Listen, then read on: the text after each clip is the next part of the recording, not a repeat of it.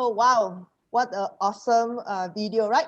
Yeah, just to take note, that video, many people will know that definitely is by drone. That video was taken many, many years ago, okay, because we need to clarify this, was taken many years ago because before the regulation was set in. So, but now we cannot suka-suka fly zone over the area, okay? So please take note, all right? Don't just go there, your kayak and you start droning. So please, you need a special permit to do so, all right?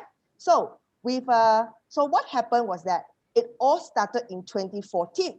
So Say Chong was seeking new experiences through various activities in Singapore, and that could bring a sense of adventures and include opportunity for him to appreciate and enjoy the natural world. So having newly joined the Nature Society, he actually decided to sign up for his first kayaking trip that organized by the Nature Society with the support of Kayak Asia. So what happened then? The adventure began, as Say Chong would say, that it's the beginning of his love affair. And this is his story. So now I will hand over the time to Say Chong. Say Chong, over to you. Hi, everyone. Thank you, Lisa. So, this is my story about my love for kayaking that led to my love for mangrove and led to my greatest love in my life. So, what was the first trip, that made me fall in love with mangroves? It was this place called Sungei Khatib, Bongsu. Okay. So, when I was talking to all those senior people, and people who have volunteered for many years in NSS, they keep mentioning about this place, Sungai Khatib Bongsu, or we like to call it SKB for short. So they're like, you need to go to this place. I was like, where the heck is this place? I never heard of it before, being Singapore so tiny and all. So, lo and behold, then Kayak Asia organized a trip to this place. The moment the details were published, I signed up. So now where is Sungai Khatib Bongsu? So this map will give you some idea where is it, So it's one of the last rivers in Singapore that's not dammed up for, reservoir use. So how do we access this river systems? We actually start off from a canal that's off Yishun Avenue 8. Now, if you look carefully at this satellite imagery, you can see that there are many waterways and channels. So if you don't know your way well, it's pretty easy to get yourself lost, and you need a compass sometimes to navigate yourself out. Now, all those waterways and channels, you can see that there are lines. Okay, previously this whole area, there used to be a kampong there called Kampong, obviously Khatib Bongsu, and it was previously used for traditional prawn farming. So which you see all those lines that demarcate the previous prawn ponds. Okay, so like what I say, you launch from a canal, and this is how the canal looks like these days. Okay, so now you don't actually climb into the canal these days, but what you do, you actually walk on a bank that's on the left side all the way to the water's edge, and then you get into the kayaks at that point. So we will launch the kayaks from there. Okay, and then what you do is that you turn right. You make a right turn as you exit the canal. I hope you can imagine this, but it's very difficult to explain the route without being on a trip itself. So you make a right turn, and then you paddle along this long and windy waterway that leads you to this pond where it was previously used for prawn farming. Okay, now this pond is quite special in the sense that it has two entrances to it, and depending on the tides, you enter through one way or the other way, whether you're with the current or you want to flow against the current. So we actually kayak early in the morning, so we can get the golden light hour, and you can see from this photo that the light shines through the leaves of the mangrove trees, and it creates this very peaceful scene that's right in front of you. Okay, over at this pond, it's quite shallow sometimes, and I've spotted things like creatures like mudskippers and horseshoe crabs in this pond. Okay. And Coming out of the pond, you will head into one of the highlights of SKB, okay, which is what we like to call it, term it the mangrove tunnel. So what you can see is that the arching branches of the mangrove trees that's on the both sides of the bank, they actually reach towards each other and then form this very beautiful green tunnel for you to kayak through. And the day I took this photo, it was a little bit overcast, but if it's on a clear, cloudless day, you can actually experience the sunlight, streaming through and lighting it up and really give you this illusion that you're actually flowing down a green tunnel itself.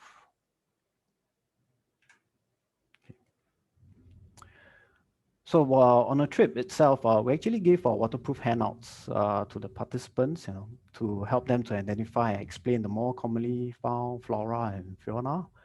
So from here, you can see the participants, they're actually referring to it, for all the common mangrove trees, the critters, things like the common birds that are found there, and, the sea creatures like jellyfish or horseshoe crabs and things like that. Now, continuing along the waterways will take us to this reservoir flooded forest, okay, where the dominant mangrove species in that region is the reservoir family, which you can see in the picture on the top right. Yeah, and the participants over there, they're all crowding around, having a feel of how the reservoir mangrove tree looks like, and you can see the huge prop roots. They are branching out from the main trunk itself. And leaving the reservoir flooded forest, we move to the next section by entering the mixed flooded forest that's on the bottom right. Now here you can find various different species of mangrove trees mixed together. Over at this section, it's very unique in the sense that there are no clear marked lines or waterways or channels.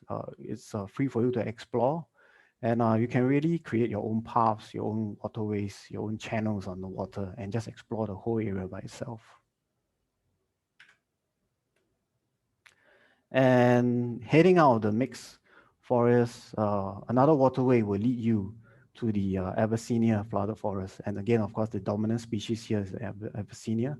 Now over here, the trees are much taller. They tower above you. And when the breeze blows, the rustling leaves, just takes everything off your mind, and you can just gently float on the waters and just take in the sight, the sounds, and the bird calls, and it really sets your mind at ease, and and gives you, you can just relax there. And sometimes I feel like kayaking down and just bring a storybook and some food, water, and just spend the whole day there. So this trip really got me hooked onto kayaking in the mangroves. So, what's the next best thing to do? Of course, the next best thing, it's of course to get your own kayak. So I bought my own kayak. So it's the blue one that you see on the water, and I visited SKB on my own. So this was one of the rare weekends where the waters were still still, that I could actually take this photograph, and it was a perfect mirror reflection. Now, some of the creatures that you may come across in SKB. So I was really lucky. There was this blue-tailed bee-eater that was perched on a branch above me. So this blue-tailed bee-eater, it actually hunts in the air. It feeds in flight on a variety of flying insects, including things like dragonflies, bees, and large flies.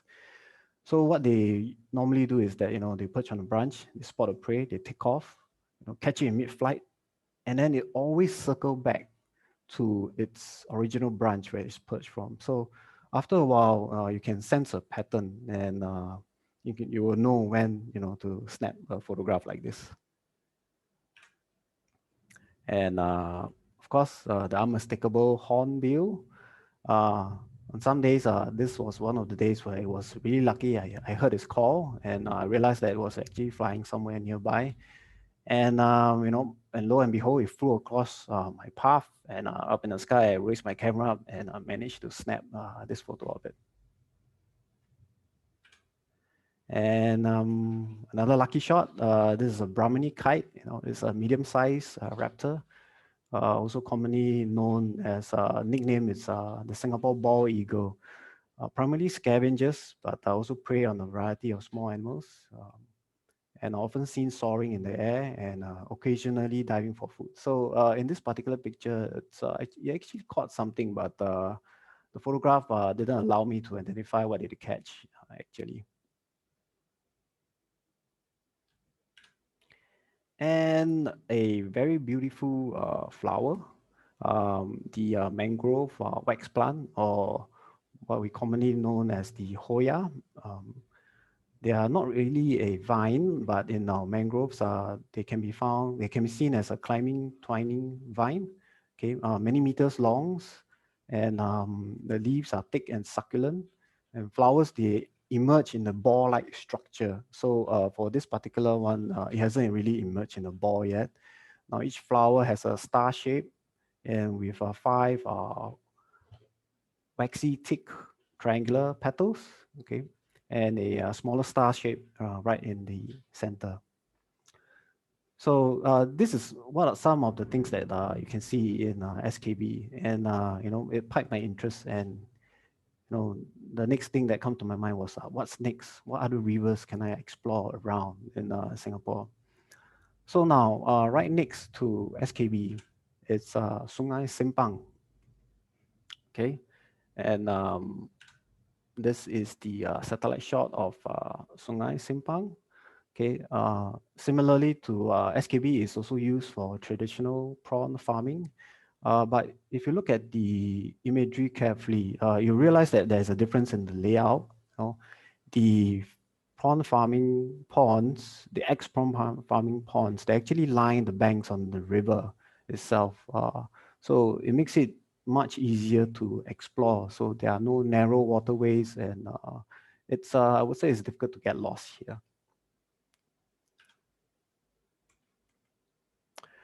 Okay, in order to get there, we actually set off from Sembawang Park. Okay, we kayak down the coast until we reach the river mouth, and once you turn in, a scene like this will greet you, where you can find mangrove trees lining along the banks of the river. So you can see in this shot, the poor father is actually pedaling the kid. The kid is just lying back, relaxing, taking in all the sights and sound. Now, unlike SKB, now Sungai Simpang is actually much wider, and there's no narrow waterways and channels like what I mentioned. And as the day wears on, we tend to seek out the shady spots on the rivers, and to take shelter from the sun, as you can see from these two kayaks in front.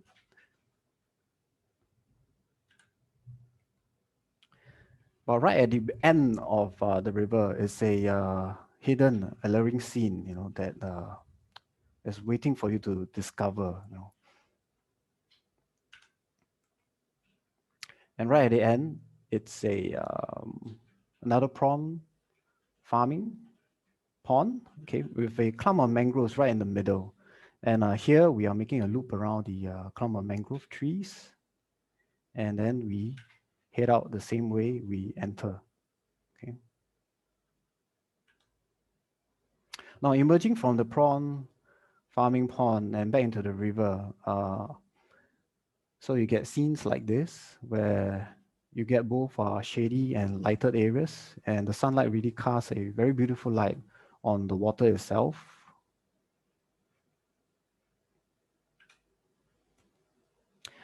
And one of the highlights of Sungai Simpang is this giant fig tree. Now, for me personally, it's always nice to see parents bringing their kids out to experience and feel another side of Singapore that's not commonly seen. And you can see this cute little girl. She's really enjoying herself. She has picked up a leaf, and she was totally at ease on the kayak and on the waters. And you can see that she has no qualms being in the outdoors. And it's really very, very enjoyable to see all these scenes and where children actually enjoy themselves in the outdoors. Now you can see the vines of the fig tree in the background. And I want you to picture this scene, that as you kayak through, you feel the vines brushing across your face. And when you hit the other side, there's this cool, gentle breeze that cools you down as you enjoy the shade of the giant fig tree.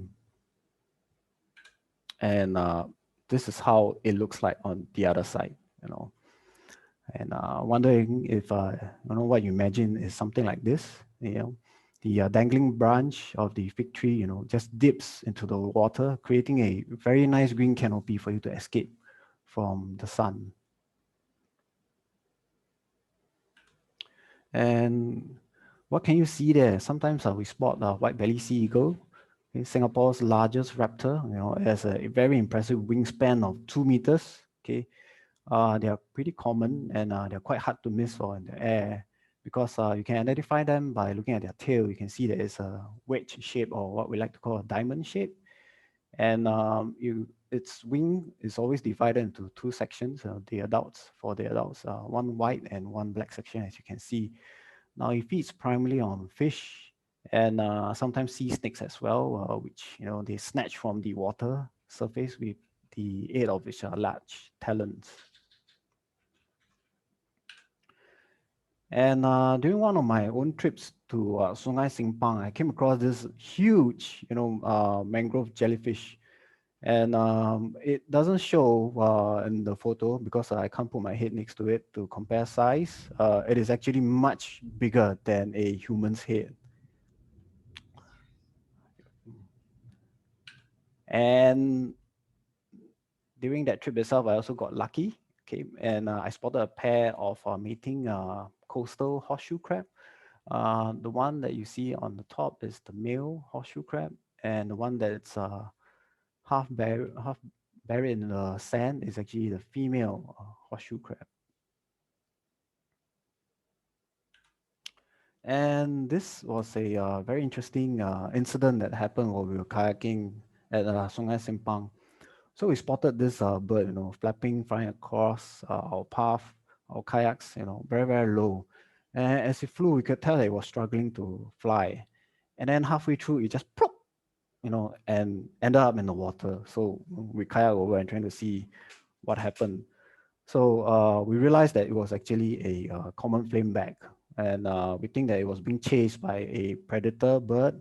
So we rescue it, put it on our kayaks, and we let it dry and recover as well. So you can see that it looks a bit shy, but it allowed us to take this a very close-up photo. Before not too long, it was dry, and then it lets out its usual call, and then it flew off to the nearest tree and took off. So we were very glad to rescue a common flameback while on the waters. And sometimes this is some of the magical things that can happen to you while we are out kayaking. So from the northeast, where Sungai Simpang and Sungai Khatib Bongsu are, we move to the northwest, where you get to the Mandai Mangroves. And this is the map showing the Mandai Mangroves. For those of you who are regular volunteers with Horseshoe Crab Research and Rescue, so I marked it on the map as well. So the Mandai Mud Flats, where it's marked HSCRR, that's the site where we do our Horseshoe Crab Research and Rescue. So this gives you a sense of scale and position to where the Mandai mangroves are. So you can see to the right, there are two rivers, Sungai Mandai Besar and Sungai Mandai Kecil. And that green patch in between those two rivers is the Mandai mangroves. So we actually set off again from a canal that's off Kranji MRT station, and then we kayak through and then out onto the river mouth, and then you hit the Mandai mangroves. Now, as you kayak out from the canal, you encounter this line of mangrove trees that's right in the middle of the river. Okay, now it has very, very weird twisted roots and branches, and somewhat gives you this eerie feeling that you have entered another world. Now, leaving behind the line of mangrove tree, the river opened up slightly, revealing some empty spaces. and is in this empty space that if you kayak at the right time at the end of the year, you'll come across migratory birds like the common red shanks. Okay, they'll fly around this area, and they're really, really fast, like F1 drivers speeding around among the mangrove trees.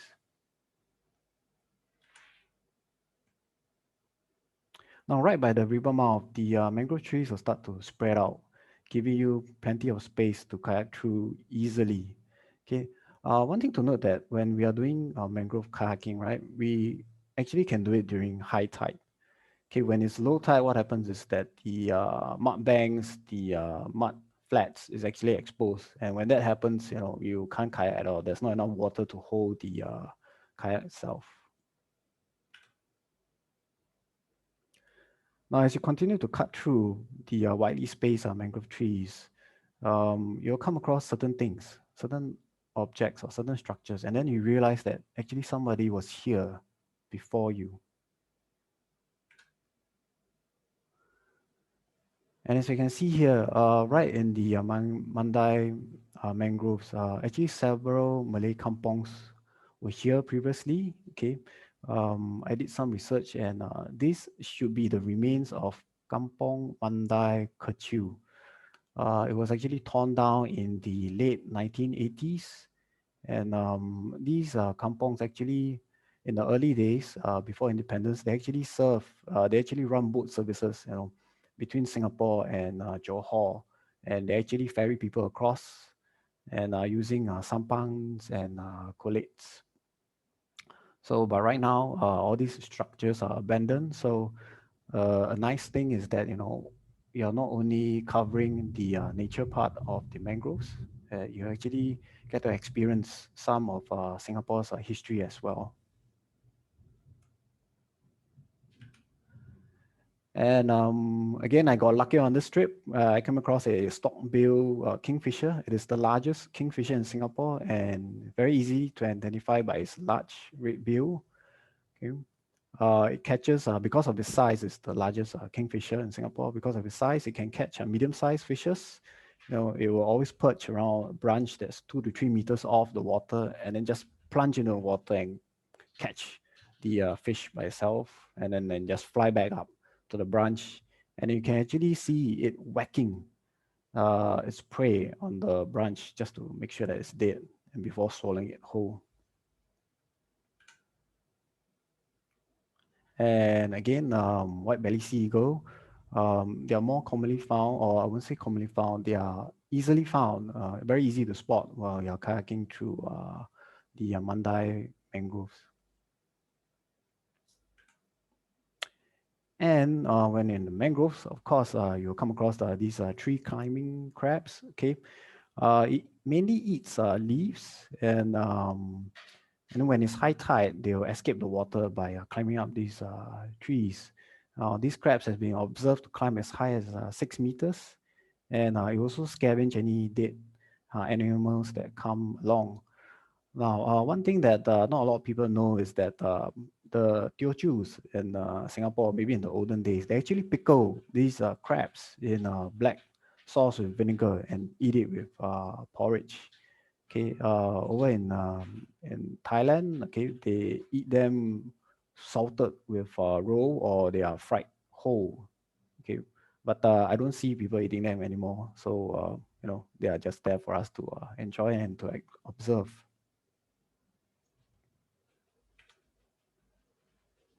Now, turning into the smaller river itself, Sungai Mandai Kecil, you explore this bit of mangrove forest that is actually right beside the causeway itself. So again, you can see it's a nice mixed forest and very peaceful and tranquil, except for the cars that are moving along the causeway. Okay, now having explored, the northern coast of Singapore, the next question that comes in mind is that what are the islands that we can explore? And definitely the island that comes to mind is Pulau Ubin.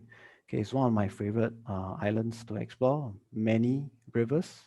Okay, and this is a partial map of Pulau Ubin. So you can see that there are a total of 7 rivers that you can explore. Okay, So if you count the 5 rivers on the right, Sungai Batu Keke, Sungai Besar, Sungai Mama, Puaka, and Jelongtong. Now these 5 rivers are actually linked to each other. So if you get your timing right, the tides right, you can actually kayak through these 5 rivers in a single trip. Now Sungai Tingga and Sungai Teris, okay, they are rivers that are not linked to the rest at all. And so if you kayak through them, it leads you to a dead end itself, but still very nice to explore. Okay, this is heading down Sungai Puaka, and you get isolated trees that are sometimes in the middle of the river itself. And this will be Sungai Keke. And as you can see, the participants are enjoying themselves. Again, you get things like overarching branches that spreads across the river itself and giving you a very nice canopy to kayak through. Another shot of Sungai Keke. And this is the mouth of the river Sungai Keke. Now, you can see in the background, it actually shows a sluice gate. Likewise, similar to Sungai Simpang and Sungai Khatib Bongsu. Pulau Ubin was also used for traditional prawn farming back in the old days, the 1960s. And this is Sungai Tiga, all the way in the west. Okay, it was a rainy day, and you can see the droplets, that's the waves that's caused by the rain. And believe it or not, it was actually very cold in the mangroves while we were kayaking through. And all of us were actually shivering in the rain.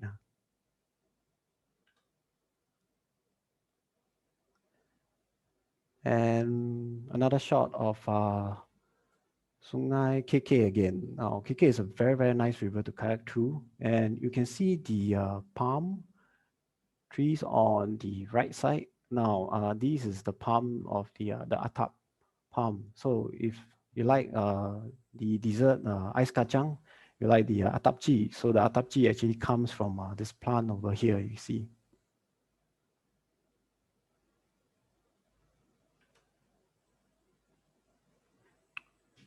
And kayaking through, this is a shot of Sungai Puaka.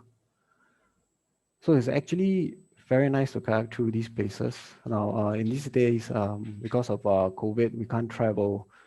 If you take the bumboat to Pulau Ubin and you rent a bicycle, you actually meet a lot of people. But when you're out on a kayak, there's hardly any people at all, and it's very peaceful out here.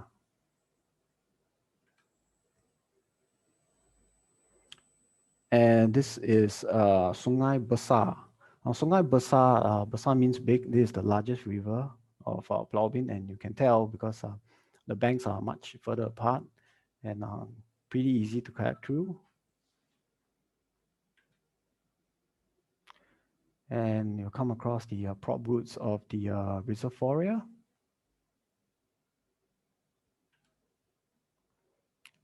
And the roots, the canonical shaped roots of the Sonarasha.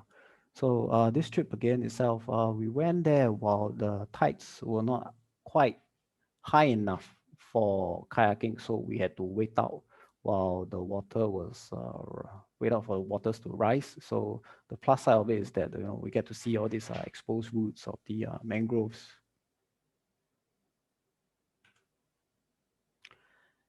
And of course, in the mangroves, you always come across the water monitor lizard. It eats small animals, fishes, and scavengers on dead animals. So this guy was, was really taking it easy. He was lepaking on a branch. And then, of course, when we got near to it, it hopped off, splashed into the water, and swam away without caring about us at all. Another shot of a different water monitor lizard. Now, the water monitor lizard, it's a very, very good swimmer. So it swims by placing its limbs against its body and using its long tail, to sweep it side to side, and propels it forward. mud skippers, a lot of mud skippers to be seen. And sometimes when the water may be low enough, and you can actually see the mud skipper trying frantically to swim out of your way, to like they are making way for you for your arrival like that. And the great-billed heron, usually solitarity and stalking prey at the edge of the mud flats or the river mouths. This one was pretty cool because it seems to be fearless of us. We could actually get quite close to it and to snap this photo. Of course, the very common gray heron also feeds on large fish. Now, there's actually a breeding colony at Pekan Quarry on Ubin itself, and I believe another breeding colony at Pasir Ris Park itself.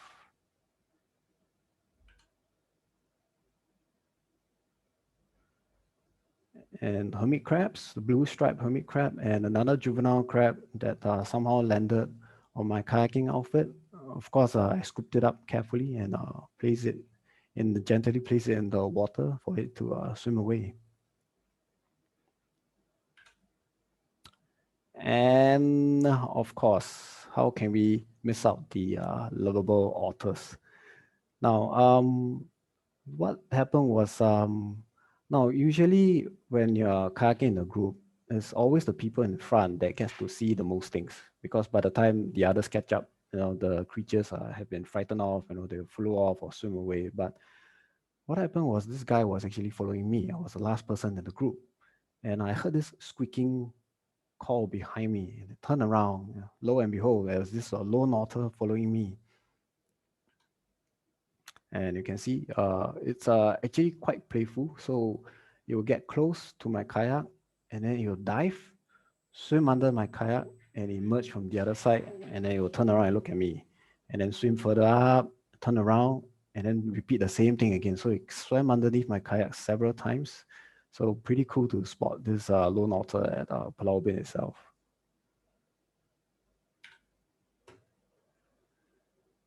And we try to time the trips right such that you actually can kayak underneath the bridge. So this is the Poka Bridge.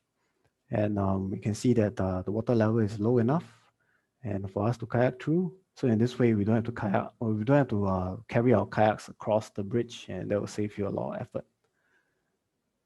So, I talked about, my love for kayaking, my love for the mangroves. So what is this, thing about my greatest love? So it was actually, I met my current wife, on a kayaking trip. And you can see this. So we were at the Ama drink store, and I can't remember what the joke was, but she gave me this very weird look, you know. So we were there, and then I don't know why, but she has this weird look on her face. Must be because of something I said.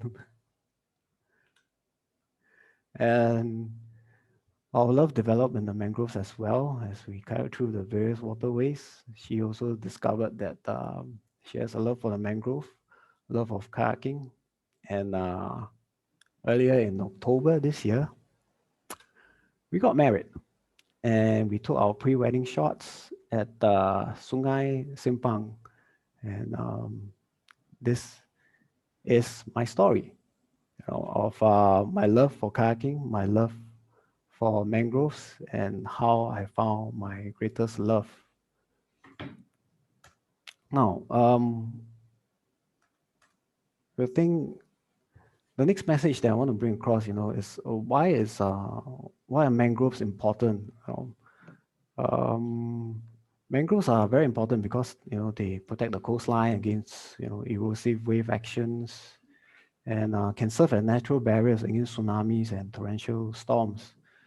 And it provides a lot of resources for coastal communities as well that depends on the plants, for timber, food, and a lot of other stuff. And it's also an important breeding ground for many fishes, crabs, and prawns. As you can see in the pictures, there's a lot of prop roots, and these roots actually provide shelter for all these baby or juvenile fishes, crabs, and prawns. So this is why mangroves are important. Now, how do we conserve mangroves?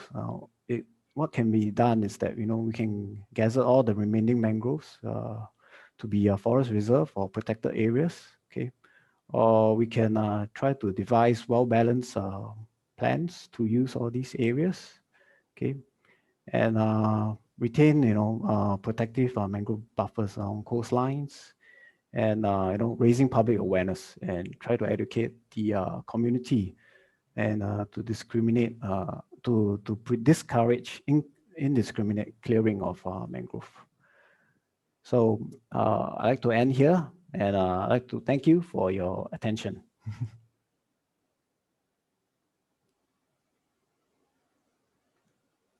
Lisa, over to you. Yes. All right. Okay. I'm sure those who have went on the tour with him, you have enjoyed it, right? Okay, for those who have actually joined us much later, earlier, my name is Lisa. So I just maybe just a very quick just overview about the Nature Society. So it is a non-profit organization, and of course we have got two very important missions. Okay, one is to promote nature appreciation, and as well as the conservative initiative in Singapore and around the region. So then, so now that you have saw and went through this whole virtual tour with this Say Chong, I am so glad to actually tell you, and you might be envious and jealous that I'm one of those who are so lucky enough to have actually went with him on many adventures. Of course, now he take his wife more lah. So then we went through like really adventure, because with Say Chong, everything is not sure. Then you just go there and find out for yourself. And then we have got many hilarious moments, and it was really fun. Okay. So now we are going to, oh, then by the way, for those who think this is so wonderful, yes, the man himself is already taken. As you can see, his lovely wife on the photos. So too bad, a bit late. Yeah, but adventure is definitely ongoing.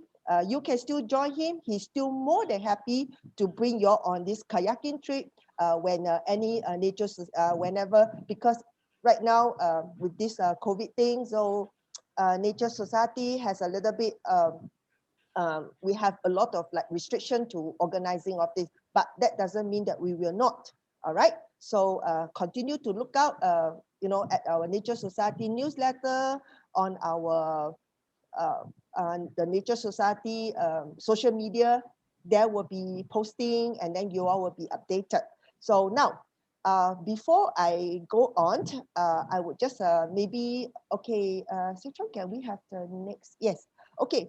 We have got a couple of questions that came in. So we would like to, due to also time, we may not be able to take all the questions, but we'll try our best. All right. One of the very first question that came in is like, okay, it's from a lady, and then it just asks that, will we capsize? Say Chong, you, yeah, they are concerned about the safety. You want to just share? Okay, sure. Will you capsize? Actually, the kayaks that we use, you can see the red kayaks. Okay, they're actually very difficult to capsize. Okay, the width of the kayak is actually quite wide, and the two side chambers there, they are pumped full with air, so it's very difficult to tip the kayaks to capsize it. So they are very stable. So unless you do it on purpose, they will not capsize in the waters of Singapore. The northern shores where we kayak, the waters are really very calm, so you will not experience big waves. So the kayaks will not capsize unless you do it on purpose. All right, thank you, Say Chong. Okay, then there's another question that came in from Denise. Okay, were there any unforeseen circumstances that you have encountered like during your trip, and how did you overcome them? Like went out on the wrong tide, you know? So any unforeseen circumstances, that I've encountered, I guess that was the trip which Lisa mentioned that I brought them out. So one of the things was that I didn't read the tides correctly. It was actually a bit too low for the mangroves. So we had to wait for the water to rise. And the other thing is that from some of the satellite imagery that I show you, the mangroves, it's quite easy to get lost in them. There are many waterways and channels, and if you're not careful, you can actually end up going around in circles. So it's always good to bring a compass with you, and you need to check the tide tables. Okay, and the next thing, to check the tide table so that you know that when you can safely enter the mangrove area and by what time you need to exit. If you don't exit by the time and the water level gets too low, you're actually stuck in the mangroves for 6 hours until the water rise again. So in our part of the world, the tide changes every 6 hours. So you'll be stuck there for 6 hours. So kayaking can be a safe spot. Okay, you just have to take every precautions. So what I like to do is that I always carry a patch kit to patch my kayaks and extra pump, a pump to pump any air that's leaked out, a bilge pump to pump out water, and of course, always let people know where you're going and carry ample water, some protection, and of course, in the mangroves, it's very important that you know how to read the compass, how to navigate your way out. All right. With that say, it's actually more advisable. I would actually advise people to actually sign up and join a kayaking trip, together with with Nature Society or with our Nature Society, best supporter in our this kayaking activity, Kayak Asia. So because these people are experienced, Say Chong himself is also, a guide and, a kayaking guide and all those things. So with them, because they know the place, they keep you safe, and then you can enjoy in a very safe environment. So try not to, if you are like fairly new to this activity, try not to go out on your own. I mean, you might see where Say Chong go, and then you want to try on your own. It's best to actually sign up with a proper organized group. Okay, yeah. Um, okay, one more question coming in. Okay, say our sea water, which is the mangrove by extension, are sometimes really surprisingly clear and sometimes murky like Milo. Okay, when yeah, then okay, any idea what causes the wide scale change in visibility? Like how to time the clear water apart from when it's like going out after the rain. Se Chong, would you like to maybe just explain why sometimes clear, sometimes murky? I wish I can explain this. I'm not actually a trained, biologist, not biologist, marine stuff, that kind of stuff. I wish I could answer this question, but sometimes it's difficult to say, and it also depends on the monsoon, I guess. Sometimes during times, certain, maybe the northeast monsoon, if I'm not wrong, it actually brings in more trash into our mangroves area, and that can contribute to the murky, waters as well. The stirring up of the sediments and things like that. So it's pretty hit and miss, and but overall, the waters in the mangrove, it's murky by itself, and the mud flats, the mud flats itself is actually poor in nutrients. So I wish I could answer your question, but I don't know. But I hope to find out as well. Or any other experts that's on the call would like to answer that? Okay, not to worry. So for those, because due to time constraint, we probably will take like one or two more questions. For those questions that we are not able to answer here on this live talk, we will be taking your question, and we can get the expert or whoever to actually give a more accurate answer, and then we will email to you. All right. So yes. So now let me take maybe see how much time we have. We can probably take one more question. Okay. Okay. Thank you, Leslie. Leslie just actually told us that he have there's this Leslie Lim who just went on some trip, and yeah, he said that it's very well led by guide, and good. Thank you, Leslie. Continue to join on more of this type of kayaking trip. And okay, one more question. Okay, someone asked, can we bring dogs along on this trip? Dogs along on these trips. Let me think. Okay. There is, if I'm not wrong, okay, you have to check. You can bring your dogs to Pulau Ubin. Okay. There are community dogs there, and if I'm not wrong, there are no rules stopping you from bringing your dogs to kayak onto the mangroves. But however, having said that, certain mangroves are more sensitive, like the Mandai Mangroves and Sungei Khatib Bongsu. They have been gazetted as nature parks by NParks. And once it's gazetted as such as, you will not be able to bring your dogs in. So I don't recommend bringing in dogs because they also can sand mark the place. And when that happens, it actually disturbs the ecological balance.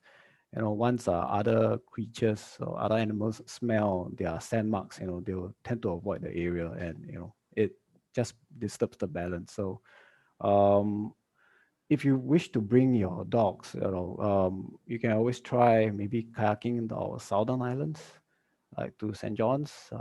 Sometimes we do venture there, and dogs are definitely welcome on those trips, but just avoid bringing them to the northern islands. Okay, it's already 5. Okay, we have got, maybe we take one last question. Okay, but we hope to be able to answer, but if not, otherwise, like I have said, we will email to you. Okay, this one question from a Hiromi Kayayama. Can fig tree survive in water? Okay, I don't know why he answered. Was there some fig tree that Say Chong showed earlier during the trip? Yeah. Yes, there's a huge fig tree that can be found at Sungei Simpang. One of my photos show, and it has got beautiful vines, hanging down from the branches and just slightly touching the water. So can the fig tree actually survive? So um, the fig tree is actually the roots and the trunk itself is actually on the bank. It's not actually in the water itself. So it's still on dry, I wouldn't say dry land, but it's still on land. So in a sense, it's not actually a mangrove tree. If there are experts on the call, please correct me if I'm wrong. So they are not really mangrove, but they are still terrestrial, and they are on the land. So they are not really mangrove trees. They are in the water itself. So if you like, you can join us on a trip and find out, and you can see for yourself, how the mangrove trees is actually on land. I don't know. So the fig tree is actually on land, and then it grows, and then it branches out into over the water, and the branches just dangle, and the vines just come down, just slightly brushing the water surface. Yeah. Okay. Thank you, Say Chong. Okay, with this question, you will be the last. But maybe I just want to add in a little bit. Okay, fig tree, yes, like what Say Chong mentioned, they are terrestrial, so they are not as like a mangrove species, but they can be considered what we all call coastal plants. So they can grow along the coastal area, and if you notice, fig tree actually their roots and all those things, like what Say Chong mentioned, they actually not submerged in the water, and then they have area roots. So basically, they are taking moisture in the surrounding atmosphere, the air, rather than from the ground. So maybe that's one of the reasons. But definitely, if we have got a proper, complete answer, we'll email to you. All right. Let us get the expert to give you a more accurate answer. All right. Yes. Say Chong, we will have to close our webinar today, but before I close, I just want to run through. Okay, the Marine Conservation Group organized this monthly webinar series. We have started since June, and then this November is actually the our 6th month doing this, and we already have got 6 different topic now. But then for next month in December, we are taking a break. So yes, I know some of you, if you are looking forward to it, we are just taking a break, but we will be back in January 2021. All right, so if you are interested, just look out for all this information on our social media. Say Chong, next one, please. Okay, so this is where you can find all our information of all these talks, all our activity, be it from the bird group, from the plant group, from the invertebrate group, and the marine conservation group. So you can find out all this information from our social media. And and if you want to find out more about Nature Society, you can go onto the Nature Society website and to find out how to join a member, because as a member, you actually get to do a lot of free walks. Okay, and free walks. So we have some events that are free, some events are chargeable due to logistic whatsoever, but you all the details will be on all this on this newsletter. All right. So yeah, next one. Okay, so before I close today, before I close this talk today, thank you everyone for joining us today. So we welcome feedback, and if you have any further query, you may reach us at marineconservation.nss@gmail.com. So please, feel free to write to us.